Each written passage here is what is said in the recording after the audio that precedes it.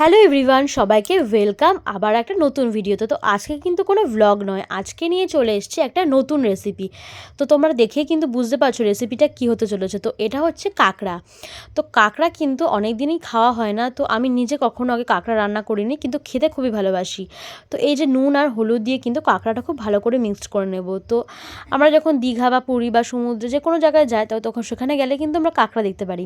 তো এখানে কিন্তু সচরাচর কাঁকড়া খুব একটা পাওয়া যায় না। তো যেহেতু পেয়ে গেছি, তো সেহেতু ভাবলাম রান্নাটা করেই ফেলি। তো এই যে কড়াইতে তেল দিয়ে দিয়েছি, কড়াইটা গরম করে কিন্তু কাঁকড়াটাকে খুব ভালো করে ভেজে নিতে হবে। তো এই যে কাঁকড়াগুলো আস্তে আস্তে কিন্তু কড়াইতে দিয়ে দিচ্ছিলাম। তো দেওয়ার পরে খুব ভালো করে এগুলোকে নাড়িয়ে নিতে হবে এবং তোমরা সেটা দেখতে থাকো। তো কাঁকড়া কিন্তু আমি ধরতে খুবই ভয় পাই। তো আমার বরই কিন্তু কাঁকড়াটা প্রায় রেডি করে রেখেছিল। তো রান্নাটা আমি করছি। তো এই যে কাঁকড়াটা কিন্তু প্রায় ভাজা হয়ে গেছে, এবার আস্তে আস্তে সেটাকে বাটিতে তুলে নেব তেলটাকে ছেঁকে। তো এই যে এগুলো আস্তে আস্তে বাটিতে তুলে নিচ্ছিলাম। তো কাঁকড়া কিন্তু খেতে খুবই টেস্টি লাগে। তো আমি অনেক ছোটোবেলায় খেয়েছি অনেকবার, কিন্তু আগে কখনো আমি নিজে করিনি। তো এখানে খুব একটা পাওয়া যায় না, সাধারণত সমুদ্র বা নদীর আশেপাশে বা পুকুরে এই কাঁকড়াটাকে পাওয়া যায়, কিন্তু আমাদের এখানে খুব একটা পাওয়া যায় না। তো যাই হোক, এই যে কাঁকড়াটা কিন্তু ভাজা হয়ে গেছে, এইবার কড়াইতে গোটা জিরে এবং তেজপাতা ফোড়ন দিয়ে নিয়েছি। দেওয়ার পর এবার আস্তে আস্তে আলুগুলো ছোটো ছোটো করে কেটে নিয়েছিলাম, আলুগুলো দিয়ে দেবো। এবার আলুগুলো ভালো করে নাড়ানোর পর সাথে একটু কুচানো পেঁয়াজও কিন্তু দিয়ে দেবো। তো এই যে দেখো, আলুগুলো কিন্তু ভালো করে নাড়িয়ে চাড়িয়ে নিচ্ছিলাম। তো আলুগুলো একটু হালকা হালকা ভাজা হয়ে যাওয়ার পর এরপর কিন্তু দিয়ে দিয়েছি কুচানো পেঁয়াজ।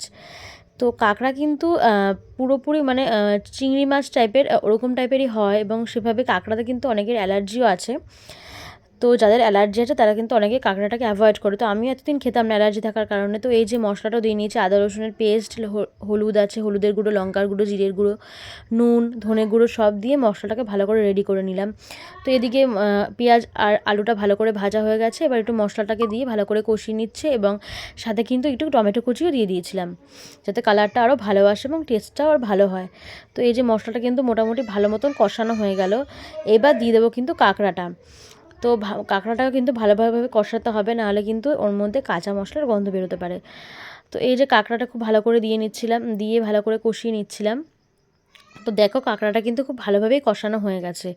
তো খুব ভালো কিন্তু একটা স্মেলও বেরোচ্ছে, এবং সাথে কিন্তু খুব ভালো কালারটাও এসছে। এবং এবার কষানোর পরে কিন্তু জল দিয়ে দিলাম। তো বেশিক্ষণ কষানোর প্রয়োজন নেই, মাংস যতক্ষণ কষাতে হয় ততক্ষণ তো প্রয়োজন নেই। মোটামুটি কষানোর পর জল দিয়ে দিয়েছি, জল দিয়ে এবার ঢাকা দিয়ে দেবো। তো ঝোলটা এবার আস্তে আস্তে যখন ফুটতে শুরু করবে, দেখো আমার কাঁকড়াটা কিন্তু প্রায় রেডি হয়ে গেছে। ঝোলটা খুব ভালোভাবে ফুটে গেছে এবং ঝোলটা কিন্তু অনেকটা শুকিয়ে গেছে। তো যেহেতু ভাত দিয়ে খাবো, তো সেহেতু এটুকু ঝোলই রেখেছি। তো খুবই টেস্টি হচ্ছে। তো ভিডিওটা আজকে এই পর্যন্ত, দেখা হচ্ছে আবার নতুন কোনো ভিডিওতে।